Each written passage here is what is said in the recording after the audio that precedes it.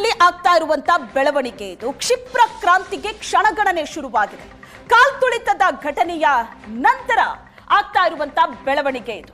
ಈಗಾಗಲೇ ಈ ಕಾಲ್ತುಳಿತ ಘಟನೆ ಅನ್ನೋದು ಸರ್ಕಾರಕ್ಕೆ ಬಹಳ ದೊಡ್ಡ ಡ್ಯಾಮೇಜ್ ಅನ್ನ ತಂದುಕೊಟ್ಟಿದೆ.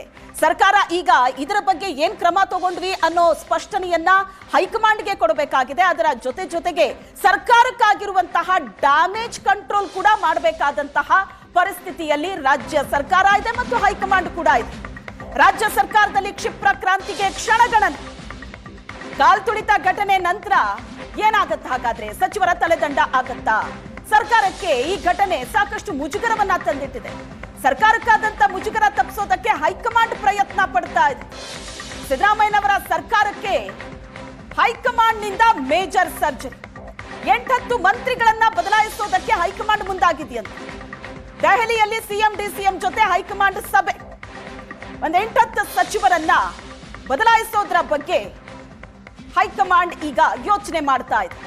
ಯಾರ್ಯಾರಿದ್ದಾರೆ ಹಾಗಾದ್ರೆ ಈ ಪಟ್ಟಿಯಲ್ಲಿ? ಸಿಎಂ ಡಿಸಿಎಂ ಜೊತೆ ಹೈಕಮಾಂಡ್ ದೆಹಲಿಯಲ್ಲಿ ಸಭೆ ನಡೆಸಿದೆ. ಸರ್ಕಾರದ ಇಮೇಜ್ ಅನ್ನ ಹೆಚ್ಚಿಸೋದಕ್ಕೆ ಕ್ಯಾಬಿನೆಟ್ ಪುನರ್ರಚನೆ ಆಗುತ್ತೆ. ನಿಷ್ಕ್ರಿಯ ಸಚಿವರನ್ನ ಕೈ ಬಿಡೋದಕ್ಕೆ ಹೈಕಮಾಂಡ್ ಮುಂದಾಗಿದೆ. ಕೆಲವೊಂದಷ್ಟು ಸೋಮಾರಿ ಮಂತ್ರಿಗಳಿದಾರಂತೆ, ಅವರನ್ನ ಸಂಪುಟದಿಂದ ಗೇಟ್ ಪಾಸ್ ಕೊಡಿಸೋದಕ್ಕೆ ಈಗ ಹೈಕಮಾಂಡ್ ಮಟ್ಟದಲ್ಲಿ ಚರ್ಚೆ ಆಗ್ತಾ ಇದೆ. ದೆಹಲಿ ಎಐಸಿಸಿ ಕಚೇರಿಯಲ್ಲಿ ಆರಂಭವಾಗಿದೆ ಸಭೆ. ಕ್ಯಾಬಿನೆಟ್ ಪುನರ್ರಚನೆ ಬಗ್ಗೆ ನಡೀತಾ ಇರುವಂತಹ ಹೈ ವೋಲ್ಟೇಜ್ ಸಭೆ ಇದು. ರಾಹುಲ್ ಗಾಂಧಿ ಖರ್ಗೆ ಜೊತೆ ಸಿಎಂ ಡಿಸಿಎಂ ಸಭೆ ನಡೆಸಿದ್ದಾರೆ. ದೆಹಲಿ ಎಐಸಿಸಿ ಕಚೇರಿಯಲ್ಲಿ ಈಗಾಗಲೇ ಸಭೆ ನಡೀತಾ ಇದೆ. ಕ್ಯಾಬಿನೆಟ್ ಪುನರ್ರಚನೆ ಬಗ್ಗೆ ಹೈ ವೋಲ್ಟೇಜ್ ಚರ್ಚೆ ಆಗ್ತಾ ಇದೆ. ರಾಹುಲ್ ಗಾಂಧಿ ಇದ್ದಾರೆ, ಮಲ್ಲಿಕಾರ್ಜುನ್ ಖರ್ಗೆ ಅವರಿದ್ದಾರೆ, ಸಿಎಂ ಡಿಸಿಎಂ ಅವ್ರ ಜೊತೆ ಚರ್ಚೆ ನಡೆಸ್ತಾ ಇದ್ದಾರೆ. ಹಾಗೆ ನೋಡಿದ್ರೆ ಕಾಂಗ್ರೆಸ್ ಸರ್ಕಾರ ಅಧಿಕಾರಕ್ಕೆ ಬಂದಾಗಿನಿಂದಲೂ ಕೂಡ ಸಾಲು ಆರೋಪಗಳಿದೆ. ಒಂದಷ್ಟು ಹಗರಣಗಳು, ಸಾಲು ಆರೋಪ ಕಾಂಗ್ರೆಸ್ ಸರ್ಕಾರದ ಮೇಲೆ. ಅದು ಮುಡಾ ಹಗರಣ ಆಗಿರ್ಬೋದು, ವಾಲ್ಮೀಕಿ ಹಗರಣ, ಈ ರೀತಿ ಹೇಳ್ತಾ ಹೋದ್ರೆ ಒಂದಷ್ಟು ಹಗರಣಗಳು ಮುನ್ನೆಲೆಗೆ ಬರ್ತಾ ಹೋಗುತ್ತೆ. ಅದರ ಜೊತೆಗೆ ಮೊನ್ನೆ ಆದಂತಹ ದುರಂತ, ಚಿನ್ನಸ್ವಾಮಿ ಸ್ಟೇಡಿಯಂನಲ್ಲಾದ ಕಾಲ್ತುಳಿತ ಬಹಳ ದೊಡ್ಡ ಡ್ಯಾಮೇಜ್ ಮಾಡಿದೆ. 11 ಜನರನ್ನ ಬಲಿ ತಗೊಂಡಂತಹ ಈ ಪ್ರಕರಣ ಜನಾಕ್ರೋಶಕ್ಕೆ ಕಾರಣವಾಗಿದೆ. ಸರ್ಕಾರ ಎಚ್ಚರಿಕೆ ಹೆಜ್ಜೆ ಇಟ್ಟಿದ್ರೆ ಈ ದುರಂತ ಆಗ್ತಾ ಇರಲಿಲ್ಲ. 11 ಜೀವಗಳು ಹೋಗ್ತಾ ಇರಲಿಲ್ಲ. ಸಾಕಷ್ಟು ಜನ ಗಾಯಗೊಂಡು ಆಸ್ಪತ್ರೆ ಸೇರಿದ್ದಾರೆ. ಅವ್ರು ಹೇಳ್ತಾ ಇದ್ದಾರೆ, ನಮ್ಮನ್ನು ಕೇಳೋರೇ ಗತಿ ಇಲ್ಲ ಇಲ್ಲಿ.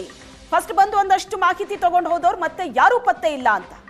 ಮೇಲಿಂದ ಮೇಲೆ ಈ ಪ್ರಕರಣ ಸರ್ಕಾರದ ಇಮೇಜ್ ಅನ್ನ ಡ್ಯಾಮೇಜ್ ಮಾಡ್ತಾ ಇದೆ. ಈಗ ಡ್ಯಾಮೇಜ್ ಕಂಟ್ರೋಲ್ಗೆ ಹೈಕಮಾಂಡ್ ಮುಂದಾಗಿದೆ. ಎಐಸಿಸಿ ಕಚೇರಿಯಲ್ಲಿ ಸಭೆ ನಡೀತಾ ಇದೆ.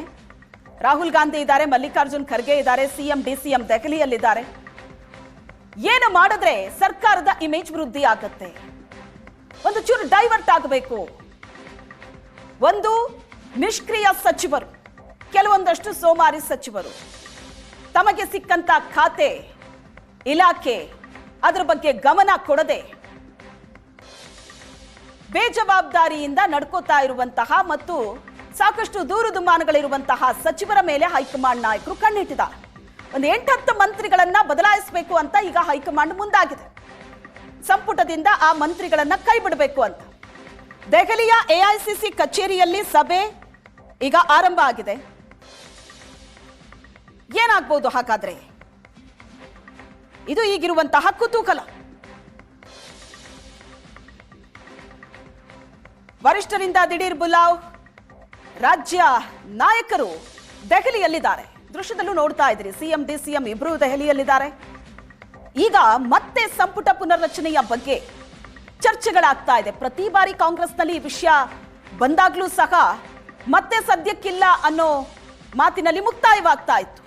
ಆದ್ರೆ ಈಗ ರಾಜ್ಯ ಕಾಂಗ್ರೆಸ್ ಸರ್ಕಾರದಲ್ಲಿ ಕ್ಷಿಪ್ರ ಕ್ರಾಂತಿ ಇದು. ಕಾಲ್ತುಳಿತದ ಘಟನೆ ನಂತರ ಸಚಿವರ ತಲೆದಂಡ ಆಗತ್ತಾ? ಒಂದಷ್ಟು ಮುಜುಗರ ಆಗಿದೆ ಸರ್ಕಾರಕ್ಕೆ. ಇದಕ್ಕೂ ನಮಗೂ ಎಷ್ಟೇ ಸಂಬಂಧ ಇಲ್ಲ ಅಂತ ಹೇಳಿಕೆಗಳನ್ನ ಕೊಟ್ಟರೂ ಕೂಡ ಒಂದು ಜನಾಕ್ರೋಶ ಇದೆ. ಸರ್ಕಾರ ಎಚ್ಚರಿಕೆಯಿಂದ ಹೆಜ್ಜೆ ಇಟ್ಟಿದ್ರೆ ಈ ದುರಂತ ಆಗ್ತಾ ಇರಲಿಲ್ಲ. ಒಂದಷ್ಟು ಎಡವಟ್ಟುಗಳು ಆಯಿತು ಅನ್ನೋದು ಜನಕ್ಕೂ ಕೂಡ ಕಮ್ಯುನಿಕೇಟ್ ಆಗಿದೆ. ಹಾಗಾಗಿ ಈಗ ಸರ್ಕಾರಕ್ಕಾಗಿರುವಂತಹ ಡ್ಯಾಮೇಜ್ ಕಂಟ್ರೋಲ್ಗೆ ಹೈಕಮಾಂಡ್ ಮುಂದಾಗ್ತಾ ಇದೆ.